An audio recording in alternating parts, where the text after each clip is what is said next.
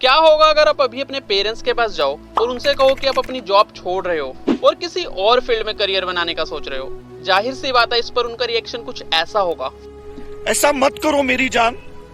ऐसा ही कुछ Jeff Keller के साथ भी हुआ था, जब उन्होंने अपनी माँ को बताया कि वो अपनी लॉयर की जॉब छोड़ रहे हैं और एक मोटिवेशनल स्पीकर बनना चाहते हैं। उनकी माँ काफी डिसअपॉइंट हुई, क्योंकि अब वो प्राउडली ये नहीं कह पाती कि मेरा बेटा एक लॉयर है।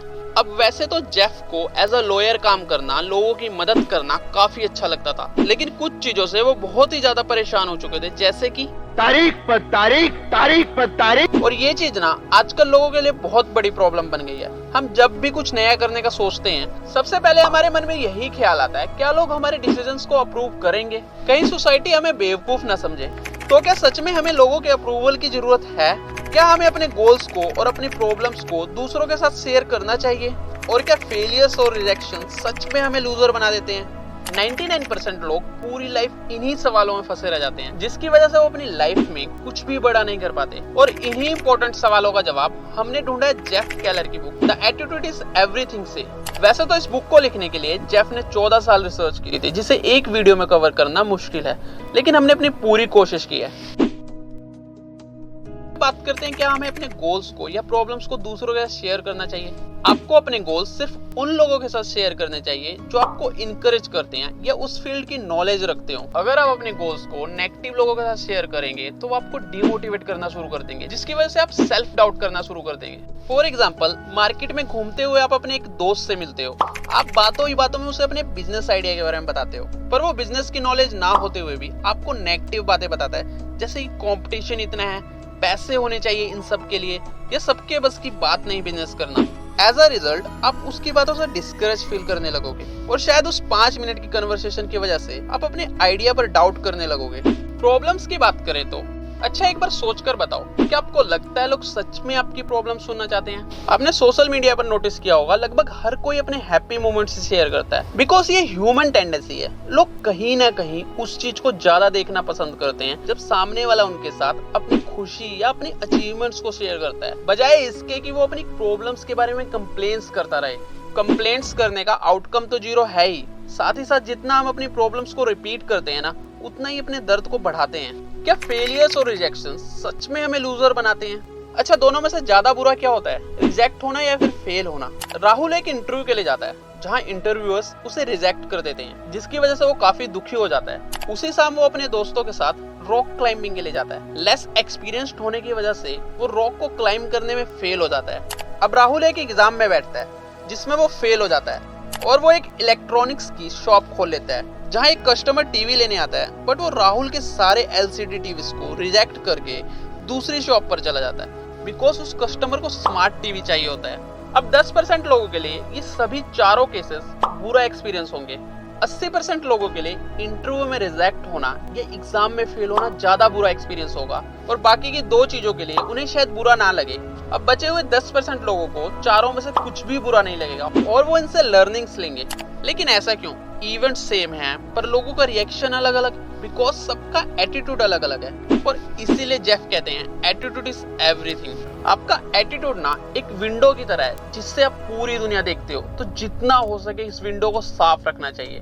जैक कैनफील्ड और मार्क विक्टर को अपने novel chicken soup for the soul के लिए 33 टाइम्स पब्लिशर से रिजेक्शन मिला, जबकि आगे जाके वो एक न्यूयॉर्क बेस्ट सेलर बनी। जरूरी नहीं आपको या आपके आइडियाज को हर कोई एक्सेप्ट करे, because neither you are gold nor you are selling gold, जिससे हर कोई आपको एक्सेप्ट करने के लिए तैयार बैठा है। क्या हो अगर सामने वाले को एलसीडी नहीं स्मार्ट टीवी चाहिए? ऐसे में आपको एक्सेप्ट करना होगा और खुद को इम्प्रूव भी। और ये भी तो हो सकता है कि आप गोल्ड ऑफर कर रहे हो और सामने वाले को कूपर चाहिए। अब बोला तो इससे भी रिजेक्शन ही जाएगा, और एक्सेप्ट तो आपको यहाँ भी करना पड़ेगा, लेकिन यहाँ आपको खुद को डिग्रेड करने की जरूरत नहीं। फेलियर्स, वैसे फेल होना उतनी भी बुरी चीज नहीं है जितना हम उसे सोचते हैं। जेफ कहते हैं get out there and fail. Failures पर दुखी होने के बजाय हमें उनसे सीख कर एक फ्रेश स्टार्ट करने का एटीट्यूड रखना चाहिए।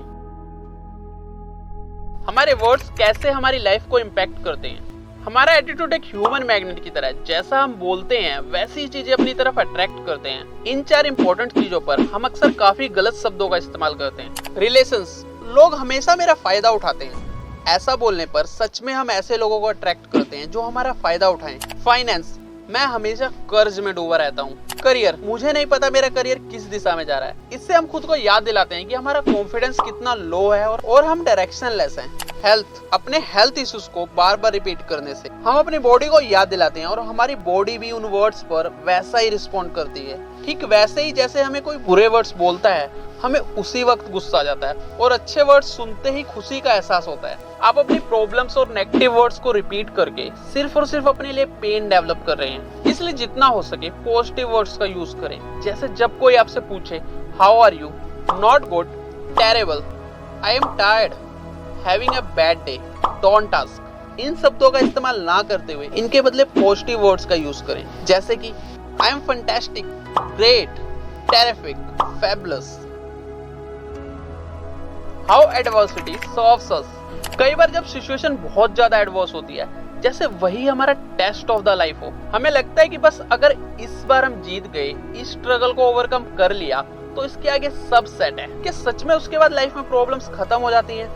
जवाब है बिल्कुल नहीं। हाँ, लेकिन हम जीत जरूर जाते हैं, क्योंकि जब हम सबसे बड़ी प्रॉब्लम से डील कर लेते हैं, आने वाली प्रॉब्लम्स हमें बहुत छोटी लगने लग जाती हैं। क्योंकि डिफिकल्ट सिचुएशन में सरवाइव करने के बाद हम इमोशनली और मेंटली बहुत स्ट्रांग हो जाते हैं। कभी कभी प्रॉब्लम्स हमें सिर्फ ये बताने के लिए आती हैं, it's high time to take action, give your best and take your confidence back. और वैसे गॉड भी उसकी मदद करते हैं जो अपनी मदद करता है।